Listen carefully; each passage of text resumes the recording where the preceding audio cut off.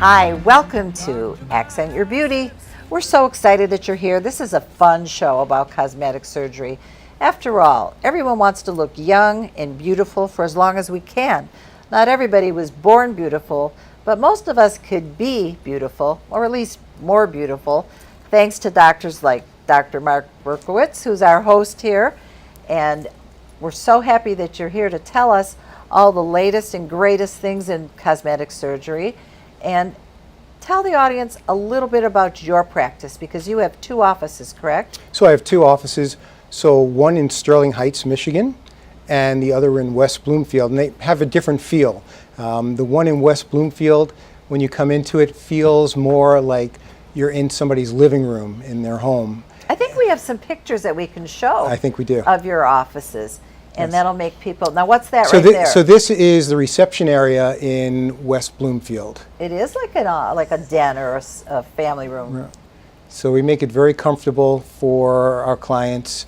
And on the TV there, are you able to show different videos of procedures? So throughout, there's different videos of procedures. There's different segments of when I've been on the news as well, talking about procedures. That's great for your credibility. There you go. And it's really terrific information. I actually have made over 180 different YouTube videos on the different procedures as well. So we play those too.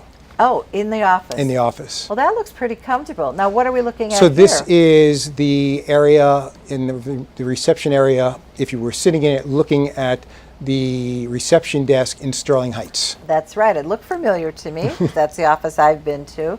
You have a very attractive and nice receptionist there. She's terrific. Everybody there I thought was extremely nice and very friendly. And that's where you come in. And again, it looks like an area where people can watch on the screen. Same videos are playing there, and we actually have in the rooms there videos that if a client's waiting for more than a minute or two, they can put on videos that they select. So if they're interested. I'm glad you said that minute or two, because that's one of the pet peeves that people have going to doctor's offices is waiting. And I know you pride yourself on customer relations or client relations. We do. So you do try to get people in as quickly as possible and not make them wait all day long. Their time is as important as my time, and so we try to accommodate them as fast as possible. If I can't be there right away, then one of my other staff members is at least with them going through their concerns. Well, I think the importance of that is that people going to a doctor for a consultation, especially cosmetic surgery, which is elective, they're nervous. They're a little bit scared. What's it going to cost? What's it going to feel like? What's the downtime?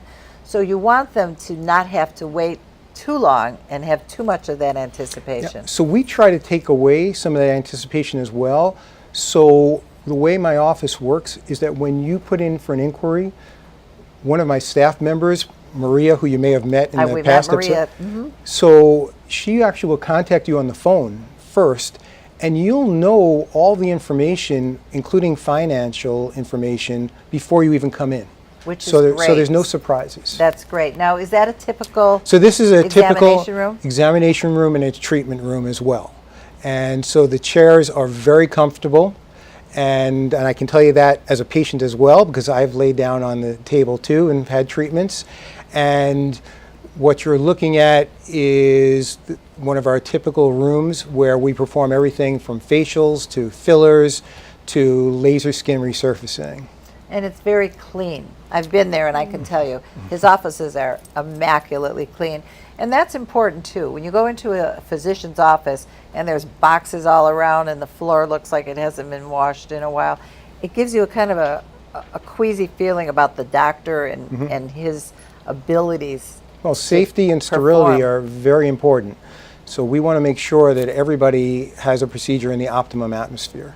Well, I think you're definitely doing that.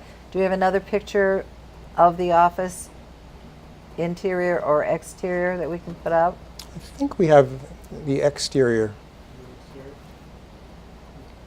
Well, maybe not. But anyways, both offices, especially the one in West Bloomfield, is adorable. It's right on Orchard Lake Road, across from Tapper's Jewelers over That's there. correct.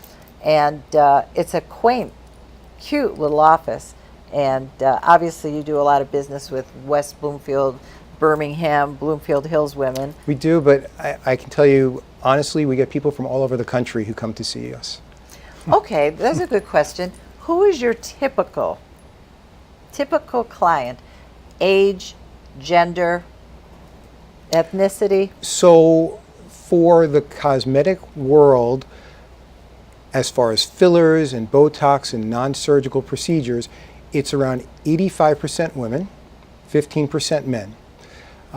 The ages range from around 20 years old, where young women are first starting to look at lip filler, thank you to the Kardashians.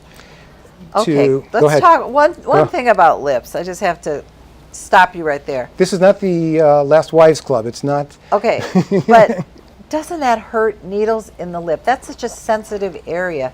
Don't you think that we should let people know that is a little painful? So you're correct. It is a sensitive area, but there are tricks to make people very comfortable. So number one, there are creams that could be put on. That are numbing creams? That are numbing creams that work extremely well.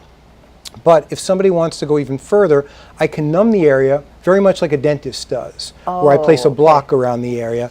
And or then what about the nitrous oxide? Does that work too? So we do have the nitrous oxide, but it really can't be used while you're doing the lips at the same time. because it covers it's actually, that area, They use right. it actually in the mouth Okay. too, so we don't use All it for right. lip filler. Too bad, because that sounds like fun while you're getting your lips But bigger. for other areas on the face and body, we use it. All right, question about lips.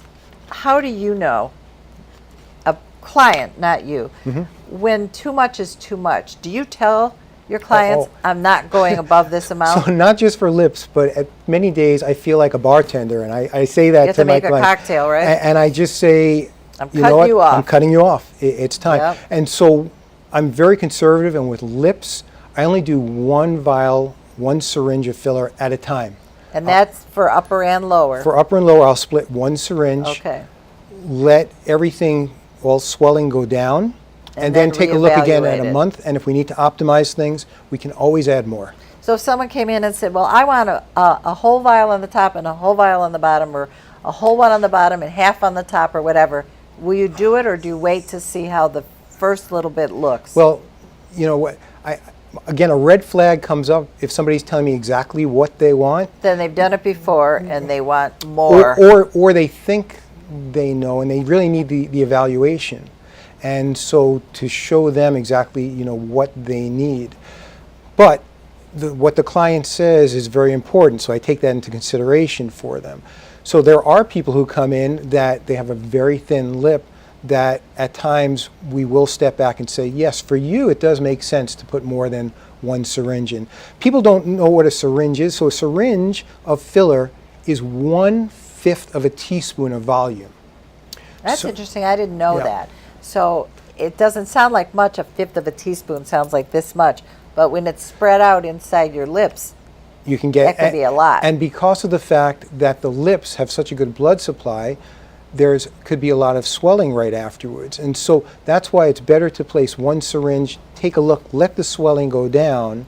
But for most people, the swelling, is minimal. They may have a day or two where so it if looks. you're going somewhere on the weekend, Yeah. you don't want to come in on Friday. Well, do it. my favorite is the bride's mother who shows up 2 days before the wedding and says, can you do my lips today? Can you do my filler? And it's not the optimum time to do it right before. Don't you suggest that people do things like that at least a week before the occasion that they need it? At least a week? At least a week before, and preferably 2 weeks beforehand, because if you get more swelling than we expect, at least we can do things to bring down the swelling a bit faster for you. And also, I was told, and you probably agree with this, that if you're on aspirin, a lot of people are on an aspirin every day, you should really cut that off a little bit ahead of any of those procedures so that you don't get extra bruising and swelling. You have to get the blessing of your medical doctor, because Right. sometimes people are on it for a reason with their heart or Correct. stroke, and so filler doesn't take preference over those medical problems. Right. But if they can come off of it beforehand, and supplements especially. So people don't realize that many supplements are blood thinners. So most of the ones with G, garlic, ginkgo biloba, cause bleeding. Oh. And so When you come Good to in, know. we have a list of medications that we can give you that we prefer for you to be off, especially before surgery and with filler as well. Now, aren't there also certain supplements that aid? Yes, Like arnica? arnica and bromelain, which bromelain comes from the pineapple. I tell patients, Eat pineapple. Eat that pineapple. Right? Eat pineapple. No, it is really good for healing. Right. But arnica comes in different forms. You can put it on topically. You can take the arnica pills. Correct. And it really does It help does bruising. help. What about vitamin E and vitamin K? So vitamin K is actually something that I do use for patients when they're undergoing liposuction. I have them take vitamin K to stop any kind of bleeding. Other procedures I don't necessarily use it for. Vitamin E I don't really think helps or hurts. How for the about most on the part. outside, vitamin E? Topically, does it do anything? I don't think it's worthwhile in any way. Because it was They're very big. big for a while. Yes. Remember, everybody Yeah. said, take vitamin E, your skin will be so glowing and beautiful. Not Well, so. well, now it's vitamin D to take by mouth, and Oh, I take vitamin D. Everybody take takes vitamin vitamin D. D.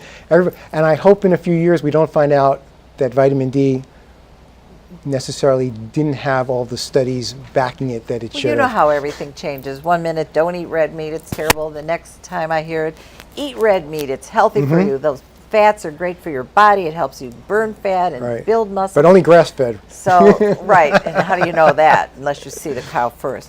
But there's so many myths that come and go, old wives' tales That's right. about these different Yeah. procedures. And it's good to ask your doctor. If you've heard something, ask your doctor if it's true.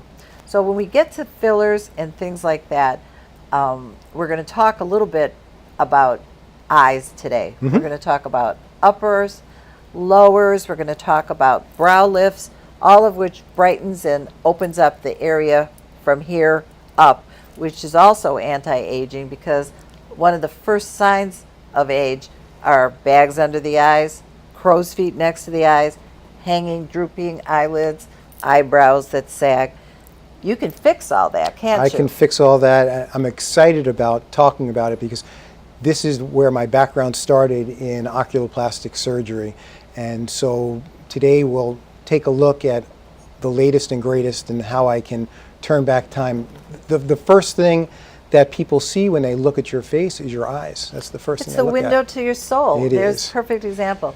People, now in this particular woman here, I see eyelids that need to be lifted. Is that what you see? That's correct, yeah. So she has the skin touching upon her eyelashes, and when it touches upon the eyelashes, it begins to block the vision. So at times, a procedure like this can actually be covered by insurance as well. So if there's a blockage of vision, and we show that through a test called a visual field at the office.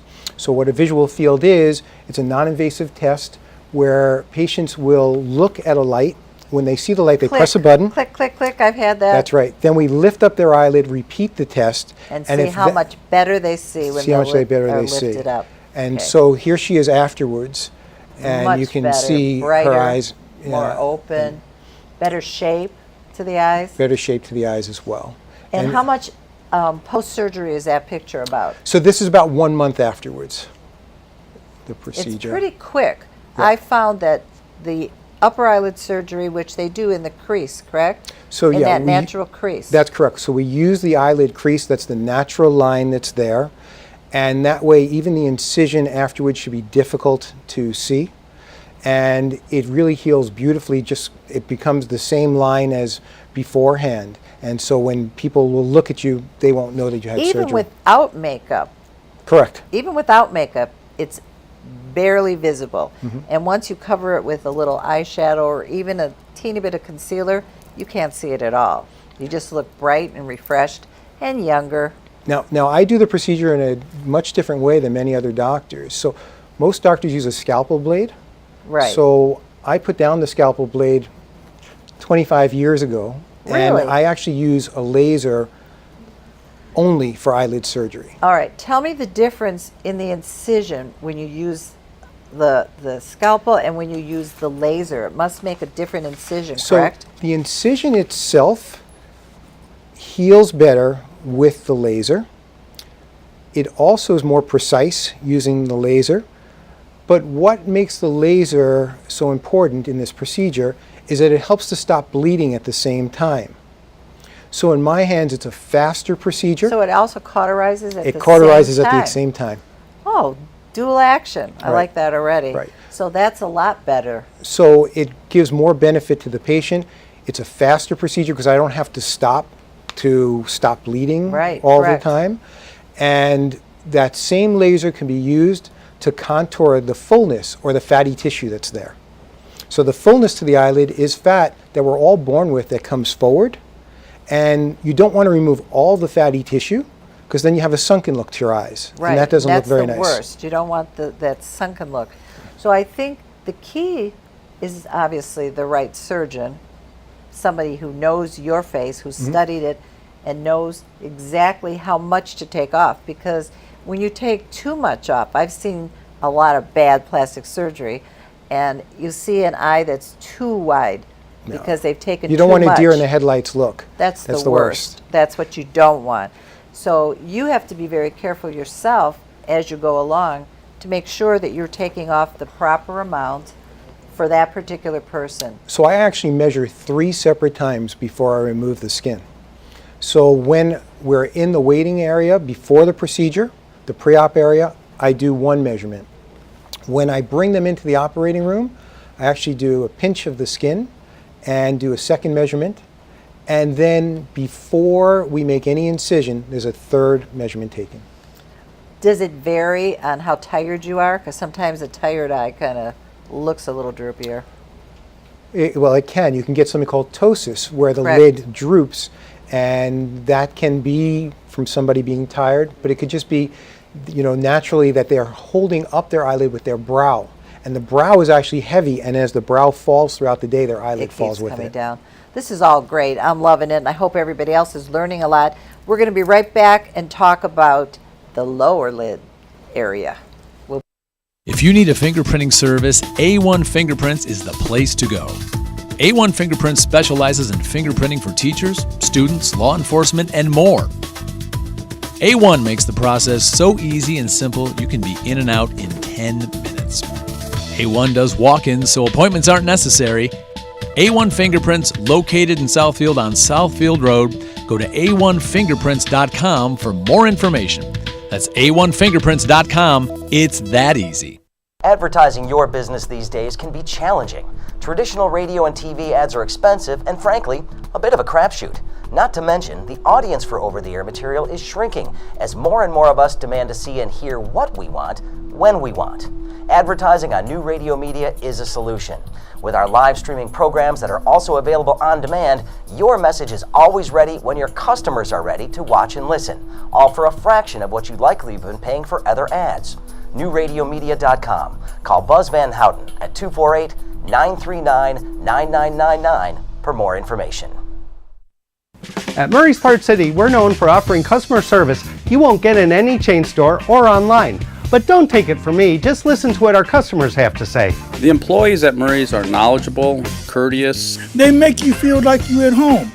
Pick up a can of Seafoam Fuel System treatment for only $6.99 or a 5-quart container of Mobil 1 motor oil for just $28.95. Murray's Part City and Pontiac Trail at Maple Road in Walled Lake. We've got the parts you need when you need them. Working for New Year's ties, kinda how I've been living. Feeling all a little deflated, kinda how I've been rolling. Gonna till my steel belt showing, never slowing to rest much. Driving around the streets until they come to detest us.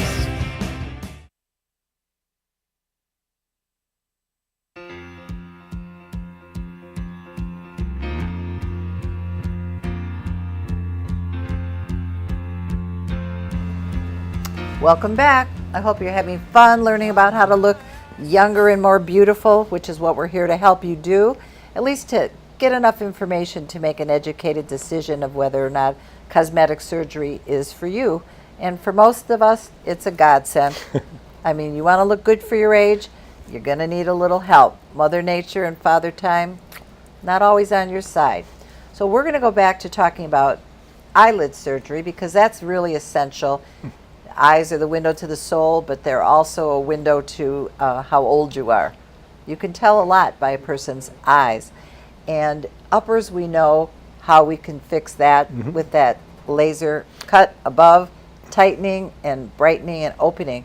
What about under the eye? Because that's an area that is of more concern to most women because you either get one of two things as you get older. You either get puffiness and bags under your eyes, or you get sunken in that like well underneath your eye. Is that based on bone structure? So it is based and how much fluid you and retain? there's also ligaments in the area. So an area that many people are hearing about now is something called the tear trough.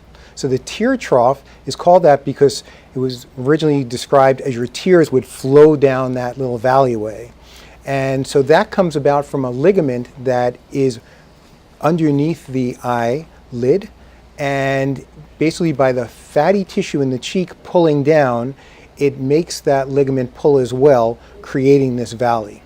And so that's something that can be treated surgically by using the fat from the lower lid and redepositing it in that area of the tear trough. Which lasts longer than putting a filler in there, Which lasts correct? longer than putting filler, Because that's it's correct. your own natural fat. Right. Or for some people, will actually take fat from other parts of their body, use it as a filler into that area as well. Now, can you also add those blood platelets that you do So, in a blood facial? Can you use that as well? so PRP or platelet-rich plasma can be used in the lower lid area, but I do like using it still with a little bit of filler. So the PRP can help to tighten the skin, improve the skin tone in the area, but you still need a bit of volume within that area too, and the PRP alone probably won't give all that volume. Well, it probably takes a good doctor to know that blend. It's like a cocktail. How much of the blood, how much of the filler, and do they go in together?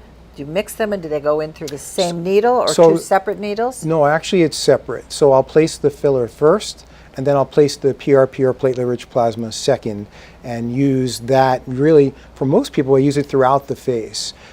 When I look at somebody, even if they're there just for, they're pointing to the nasolabial fold or one line, I take a look at the entire face and put a plan together for them. So this lovely lady, she was bothered by her upper eyelids as well as her lower lids, and she was bothered by the skin coming down and sitting upon the eyelashes and the fullness to the lower lid as well. And I used the laser to sculpt the upper eyelids at the eyelid crease, remove some of the excess skin that's there and contour the fatty tissue. And then the same laser, there is no skin incision at all, no stitches, no scalpel blade. I use that laser on the inside of the eyelid and using the it lower? for the lower lid.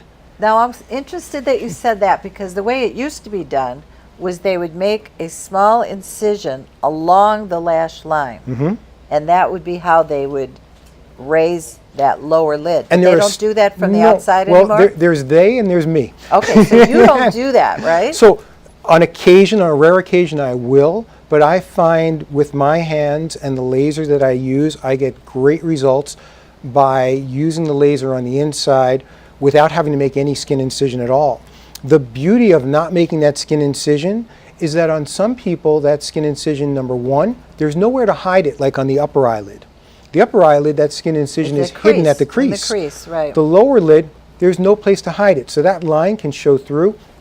And if it spreads the scar, then it can become an unsightly line that's there as well. It becomes like that red ropey line that's very hard to conceal even with eye makeup. Right. So you want to avoid that. You want to avoid that. And so this avoids that altogether.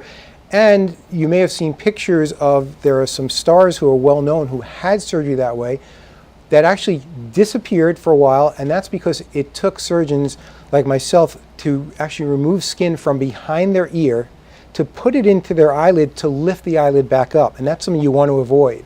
It's like botched surgery, and there's a lot of it, and they probably come to you to have you fix things that other I doctors see mess quite up. a few, well, I don't want to call it mess up. Sometimes people just don't heal the way they Well, but we doctors thought. mess up too, let's be honest. Not you, but that's why they come to you, Yeah. to correct. So I do a lot of corrective procedures for patients, and we take care of all clients, but somebody who's already been through a procedure, it takes a lot of hand-holding to get them through and help them to correct Well, you're nervous things. to try it again if what you've had before didn't work, or you see lower lids that droop. You see the ones that kind of droop in the corner, or when you close the eyes, they don't fully close all the way anymore. That's scary. So That when is you scary. see that, you're a little nervous. What non-surgical things can you do under the eye? So I mean, under the there's eyes, injections. there are injections with and there's filler. fat sucked out, correct? Right, and so with the injections, so we can use filler, and you have to use the right filler because otherwise you can end up with this effect called a Tyndall effect. And you look blue under where you the have eye. blue under the eyes. And Correct. so there are fillers that are made specifically to help with the lower lids to build them up. And I'm very conservative. So first of all, I don't use a needle in that area. I use a cannula. A cannula is something that's not sharp. And Well, isn't that what they use in a bigger size for liposuction? for liposuction in a much bigger size. Way bigger. That one's like a vacuum cleaner, and this Yeah, is like this teeny, this teeny. is teeny, less than a millimeter, and it allows me to place the filler without a sharp needle within the area. Now, is that less painful? So patients are usually actually surprisingly comfortable with lower lid filler. Now, what's the best filler for lower lids? Because we're going to do a whole show on fillers. Yeah. Fillers are the best. Love them. But there's different. There's So- Perlene, and there's Radius, and there's Versa, and Correct. there's, Restylane. So there's a family of fillers called hyaluronic acid. So hyaluronic acid is actually found within the body itself.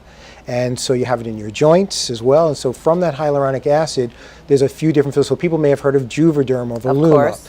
Well, there's one filler made by the same company, Allergan, called Volbella, that works very well within the lower What's lid. it called again? Volbella. V-O. Volbella. Volbella. Okay, And write then- that down, ladies. And the Okay. other one is another Bellotero. Bellotero is another one that's very I nice thought to I lower knew lids. so much about fillers, and I'm learning so much now. I'll Good- be in to good. see you real soon. So these are made specifically for under the eye, so you don't get the blue tint. So you should not get the And- blue tinge with And it's that. a tiny needle for under the eye, correct? Correct, yeah. So you don't have to worry So about. actually not a needle at all. I'm using that cannula so you So don't it's have even better. even better. Less yeah. painful. Yeah. What does it cost? We didn't talk about the uppers. What a typical upper lid costs. What's the typical? So when we give pricing in my office, we give pricing for everything. And what that means is the pre-op, the post-op, and the operating room. So while other doctors may perform it in like the room you saw before where I do fillers, I only perform eyelid surgery in a certified operating room, which we have in our Sterling Heights office with board certified anesthesiologists. Well, that's so important Yeah. right there. That's the most important right there. Because People are afraid of anesthesia. yeah, we want to make sure that the patient is comfortable, that it's done in a sterile environment for them, and that if at some point somebody says, maybe I'm feeling something I don't want to, I'd like to be more asleep, they could be put more to sleep. Right. So they dictate how comfortable they want to be. If they want to be fully asleep, they can be fully asleep during the procedure. So including the So including everything, anesthesia, the it- consulting, the procedure, It runs aftercare. around $4,000 for upper eyelids, around $7,000 for both upper and lower eyelids. To the combination of the two. Okay. Mm-hmm. What's the downtime if you're doing just the upper? What are you down, a week? If that? So I like people to be at home 7 days after upper and lower eyelid surgery. With the lower lids, if we can go back to the picture of the lady afterwards, that lady had lower lid surgery, and you'll notice that her skin is rosy afterwards. Because when I use the laser on the skin to help tighten the skin, and we can go back even one before, and you'll see what her eyelids looked like before. You'll see she had a lot of wrinkling to the skin. And then we go to the after, you'll see that skin is nice and smooth, and she's got this peaches and cream look to it. It's almost like new baby skin. It's new baby skin. Which is so what we all want, right? And so this same laser I use on the entire face. So I can use it on the entire face to help smooth the skin as well. And so it is just beautiful how we can smooth that area and improve the skin. Now, without surgery, when you have bags under your eyes, without having them surgically removed, is there anything you can do before you get to surgery that will help reduce that? So there are procedures, but they're not great to help reduce them. So you can fill in a lot easier than take out. Right. So even like using this laser, if somebody said they didn't want the fat removed, but I use this laser on their skin, I like to think of it almost as if somebody has to make their bed quick and they left the pillow in, and then they take the blanket and they push everything down. Well, we can do that with the laser. We can push that fat down. So not the same degree as removing the fat, but we can make a nice change for them just by using the laser on their skin. So some people don't necessarily need both. One procedure, if you do it properly, can really alleviate both, correct? Depending upon what they're looking at. But many people need both the lines gone, the skin tightened, as well as the fullness decreased. And we don't necessarily remove all of the fatty tissue. Again, it can be transposed, some of that fatty tissue, into the tear trough area. Well, if you take too much out, I've seen women who actually look hollow under. And when you look hollow, you look older. You look older. So Oh, you're defeating the purpose. You want to look younger. You take out too much, now you look older. So again, it's about the doctor you choose. And that's why we love Dr. Berkowitz, because he'll make you look gorgeous. And you're not overpriced. You're not like one of those Beverly Hills doctors that charge an arm and a leg. And we're going to be back and talk to you about brow lifts. If you need a fingerprinting service, A1 Fingerprints is the place to go. A1 Fingerprints specializes in fingerprinting for teachers, students, law enforcement, and more. A1 makes the process so easy and simple you can be in and out in 10 minutes. A1 does walk-ins so appointments aren't necessary. A1 Fingerprints, located in Southfield on Southfield Road. Go to a1fingerprints.com for more information. That's a1fingerprints.com. It's that easy. Advertising your business these days can be challenging. Traditional radio and TV ads are expensive and, frankly, a bit of a crapshoot. Not to mention, the audience for over-the-air material is shrinking as more and more of us demand to see and hear what we want, when we want. Advertising on new radio media is a solution. With our live streaming programs that are also available on demand, your message is always ready when your customers are ready to watch and listen, all for a fraction of what you'd likely have been paying for other ads. NewRadioMedia.com. Call Buzz Van Houten at 248-939-9999 for more information. At Murray's Part City, we're known for offering customer service you won't get in any chain store or online. But don't take it from me, just listen to what our customers have to say. The employees at Murray's are knowledgeable, courteous. They make you feel like you're at home. Pick up a can of Seafoam Fuel System treatment for only $6.99 or a 5-quart container of Mobil 1 motor oil for just $28.95. Murray's Part City and Pontiac Trail at Maple Road in Walled Lake. We've got the parts you need when you need them. Working for New Year's ties, kinda how I've been living. Feeling all a little deflated, kinda how I've been rolling. Going till my steel belt showing, never slowing to rest much. Driving around the streets until they come to detest us.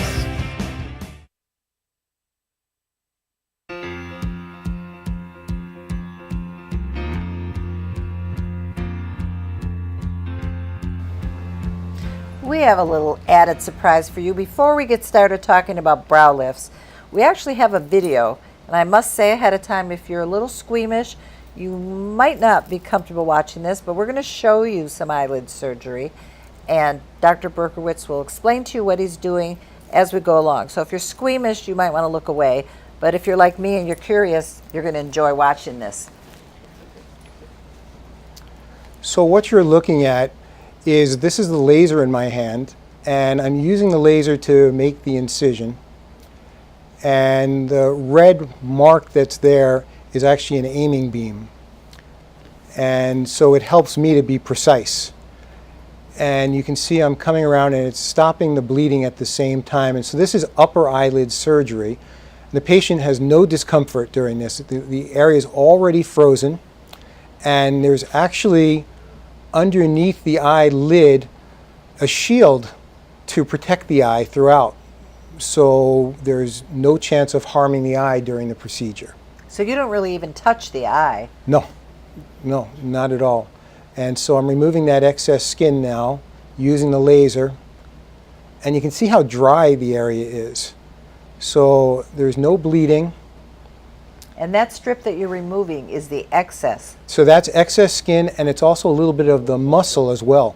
So when people look at the eyelids, they don't realize it's actually several different layers that we're going after. And then here I am, and I'm using the laser, and what I'm doing is going after some of the fatty tissue that's in the pocket there. Okay, so that kind of yellowy, Right. That's creamy fat. colored stuff is fat. That's fat. Okay. Sorry about the camera work there. Somebody needs a steady. Hold on. Okay, so now you're taking out those little So a little bit of the fats. fatty tissue that's Okay. there, that's the yellow that's there. And the laser, I'm now actually contouring the fat without removing it, and I was using the laser to do that. Okay.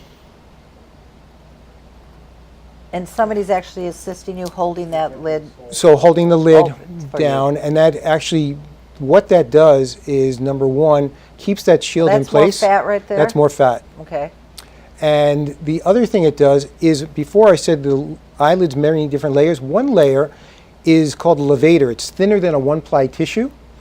And with the levator, what ends up happening, we don't want to touch that because that's lifting up the eyelid. And by Okay. placing the eyelid on stretch, that helps to alleviate that. And here I am placing the stitches in place for the upper eyelid. And that's it. So that's how it's done. Simple, easy. It wasn't so graphic. I think it was interesting to see how it's done. And then afterwards, you have that nice, tight look in your upper eyelid, wide awake and bright, but not a deer in Not in deer headlights. headlights, Just no. bright. Okay, so now we're going to talk about brow lifts. Now that's an area that I think is very touch and go. You have to have the right doctor for a brow lift, because talk about a deer in headlights. If you get too tight a brow lift, whew, not a pretty look, correct? That's correct. And again, sometimes when people will come to me after seeing other doctors, and they say, Dr. Berkowitz, I'm coming to you because I want to have eyelid surgery, and I was booked with another doctor, when can I do it? I say, slow down, let's take a look at the whole area. And more times than not, their brow is actually pressing down. And if you don't do anything about the brow and you just remove the excess skin that's there from the eyelid, you can actually pull the brow down further. And then they'll look at themselves and they'll say, I think I look better, but something. So do you do a combination sometimes? So many times I'll do the brow along with the upper eyelid. Okay. And upper and lower lid sometimes Now too. explain what you do with the brow lift, because you don't cut the brow and lift it. It's not that. Yeah. You make incisions up in the hairline, Yeah. and then lift from there. So many people are fearful of brow lifts because they hear of these horror stories from years past, and some doctors still may perform it where there's an incision that goes from ear Oh, I to know. ear. That's Right? horrible. They Right. don't do that anymore, do they? No, some doctors still do that. It's called a coronal brow lift. Awful. The problem with that, even though it lifts the brow, is that through that whole area there are nerves, And and your they're hair cutting doesn't grow nerves. back, right? You lose hair within that area. You have numbness to that area as awful, well. yeah. And so I avoid that. I do a procedure using an endoscope. An endoscope's like a camera.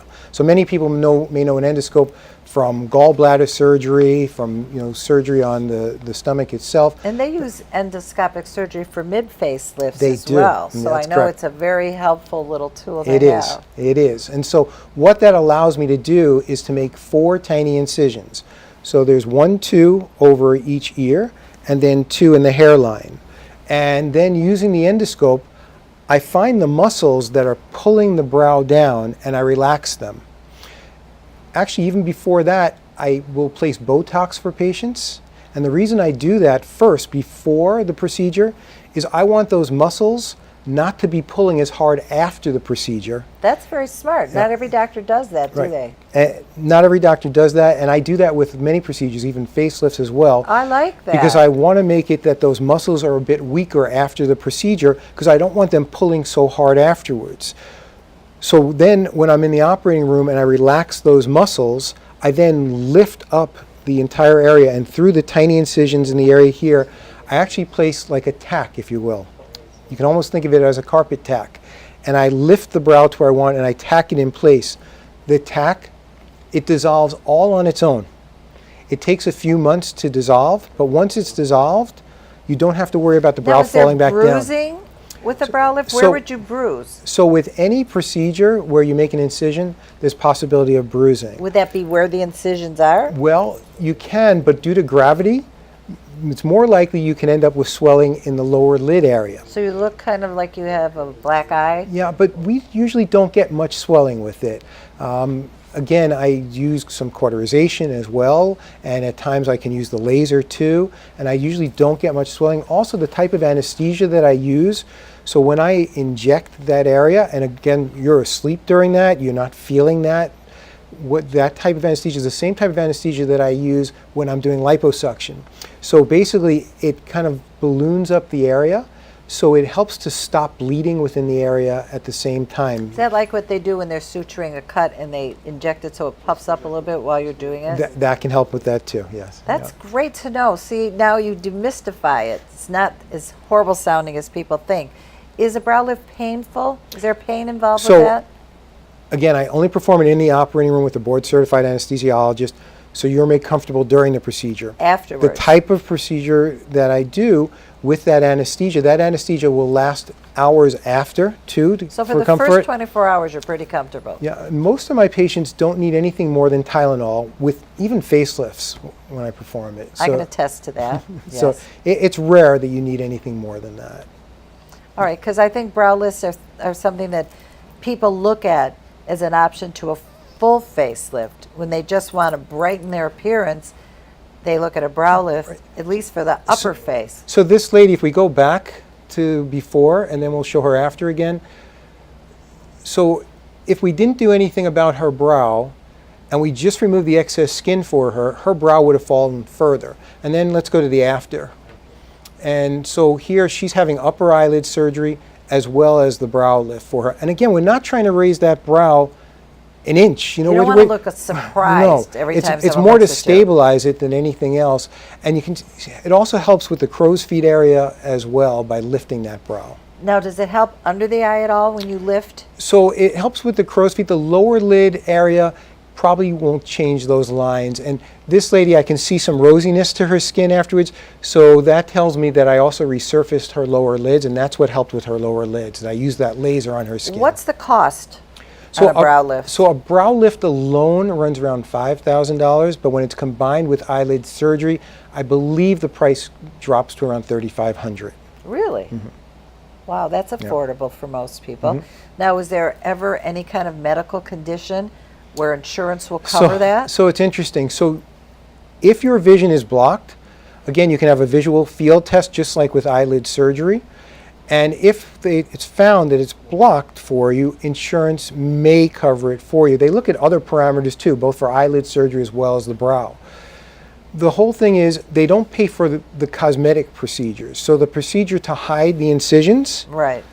they're not paying for that. What they pay for is an incision directly over the brow, where I remove some of the excess skin and muscle and place stitches over the area. It leaves a scar. I don't think it's worth getting the insurance to cover it if the results aren't as good. Yeah, I don't want my name on anybody who's going to look like Frankenstein afterwards. Well, I'm sure your clients do not walk out of there looking all stitched up like Frankenstein. But the cost seems to be affordable for these procedures. And what is the downtime on a brow lift? I know you mentioned 7 days. So same thing for a brow lift, Same seven thing. days time. If somebody's doing a brow lift, upper and lower lids, I like them to take 10 days time. More for the lower lid area, because with the lower lid area with the resurfacing, I don't normally get them in makeup before 7 days. And people usually want to be able to wear makeup to go back right to work. away. Right? That's the first thing is, when can I wear makeup? And there are some better makeups now that you can get people in earlier, but my preference is Are they hypoallergenic? They're hypoallergenic. So that They you actually don't have to help- worry about infecting they that help in area. the healing too. They allow oxygenation to the skin, and so there are some very good products. But to be safe, I say 7 to 10 days. Before you can put on makeup. Yes. So just get some really good sunglasses and wear them 24 hours a day whenever you're out anywhere. Well, I still want them to wear good sunglasses anyway, because again, if I'm resurfacing their skin, I want them to protect their skin not just with sunblock, but with good sunglasses too. Well, since it is summer and it has been unseasonably hot, let's talk a little bit about the sun and how that affects not just eyelid surgery in that eye area, which it's smart to always wear sunglasses anyways. But how does the sun damage that area? So there's UVA and UVB rays, and there are others too, but those are the two main ones that people know. So the way I like for people to remember it is UVB are the bad rays that can cause cancers. UVA rays, those rays are aging, the A's for aging, and can age the skin. And so what ends up happening is there's different kinds of collagen within your skin. It breaks down the collagen. There's loss of elastin to the skin as well. And there's just an overall breakdown to the skin over time for people. Even if they don't end up with a skin cancer, that's what causes the aging, is this loss of elasticity and change of collagen. Well, I mean, just think about a turkey. Before you put it in the oven, you can kind of pick up the skin. It's supple. You can touch it. After it's been in there for a while, it's dried up, it's brown, it's thin. Your skin's the same thing. Yeah, it's so an organ, and you have to take care of it. So you have to protect it, and so sunblock every day is very important. There's some great sunblocks that are out there now. You don't have to worry about wearing a white mask, you know, the zinc of the remember past. We used to put the zinc everywhere. But I think another factor that people should remember, especially women, men too, because they have eyelid surgery, just I'm sure like women do, but you squint when you're in the sun. And then when you squint and the sun hits the outer areas but not inside those little fine lines, then they show more. Not only that, people don't usually place sunblock on their lower lids. It's an area that they forget about, and that's why the eyelids, any kind of lump or bump around the eyelid, has to be looked at for skin cancer. It's notorious for that. Well, it's interesting to know because skin cancer is so prevalent, and it is avoidable if you stay out of the sun or wear a lot of sunscreen. And hopefully parents today are smarter than my parents were, and we've learned that sunscreen is essential. Anyways, we will be back to wrap up and finish our talk about upper, lowers, and brow lifts. Tarno knows doors. We've got garage doors, entry doors, storm doors, custom doors. Tarno knows doors. Plus, the latest LiftMaster garage door openers and the toughest retractable screens on the market, all by the push of a button. Tarno Doors is celebrating its 50th year anniversary and is the recipient of the 2016 Subcontractor of the Year from the Home Builders Association. Tarno knows doors. Tarno knows doors. Maple Lane Golf Club is a 54-hole golfing treasure located in the heart of Sterling Heights. Maple Lane Golf Club offers immaculate greens, a top-flight pro shop, and inexpensive green fees. For convenience, book your tee time online at maplelanegolf.com. Come out and enjoy a great golf experience. Try our 9 and Dine special, 9 holes of golf, and enjoy food and refreshments in the Clubhouse Bistro. That's Maple Lane Golf Club in Sterling Heights. Check us out at maplelanegolf.com. The brain naturally shrinks as you go older. Now there's research that indicates that the rate of shrinkage increases if you drink alcohol. Your brain volume naturally decreases by about 2% for every decade you live. And in the past, scientists have speculated this rate could be slowed with moderate alcohol intake because it appears to improve your heart function and your blood flow. But now, however, the U.S. researchers have found what they call a significant negative relationship between the amount of alcohol that you consume and your brain volume. A study involving nearly 2,000 men and women found a significant difference in the brain volumes of people who were moderate drinkers and those who were teetotalers. And the association was especially strong in women. So the bottom line, say the experts, is that while moderate alcohol consumption may help your heart and blood flow, it offers no protective effect on your brain volume. With another prescription for your health, I'm Dr. Jim Bragman.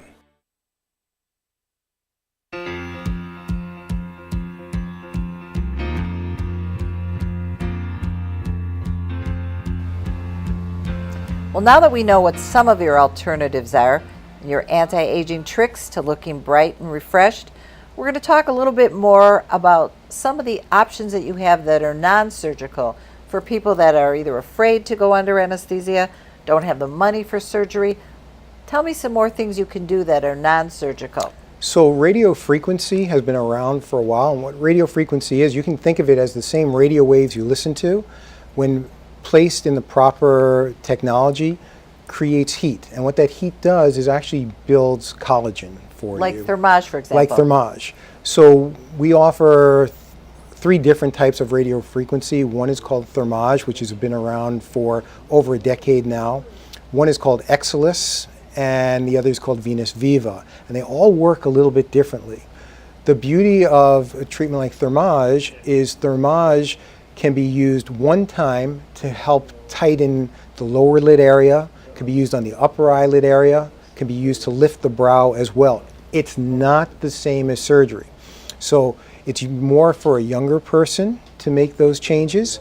But there are some people who come to me who are a bit older who say, I understand, but I'm not ready for surgery. Will I get changes? And if I believe that they can get changes, then we can move forward with a procedure like that. Well, I think something that people should know about these procedures like Thermage is you don't get instant gratification. You That's don't correct. see it That's the second you walk out of the office. So if you expect that, you're going to be disappointed. Yeah. Look in the mirror and say, but it looks the same. Yeah, these are progressive takes treatments. time. And then why it takes time is we're building collagen, and And it collagen has doesn't to build regrow. overnight. So it can take up to 6 months to see full results, correct? That's correct, yeah. Some people may see it as early as 12 weeks time, 3 months, but 3 to 6 months to see results with these tightening procedures. And Thermage can be used on the entire face. It can actually be used on the body too for tightening as well. How about on the neck area? Does Thermage work? So Thermage can be used on the neck area. There are other procedures I like better for the neck area. I actually use a laser through tiny incisions, one underneath the chin and 2 by the ears. And I use the laser underneath the skin to get tightening of the neck and Now, melt the fatty tissue. Does that cause bruising of that area externally? So again, anytime I make an incision, there's a gonna chance. be There's a bruising. chance. Possibly. But Get your arnica. yeah, but the audience can go to my YouTube channel and they can see people that have had the procedure.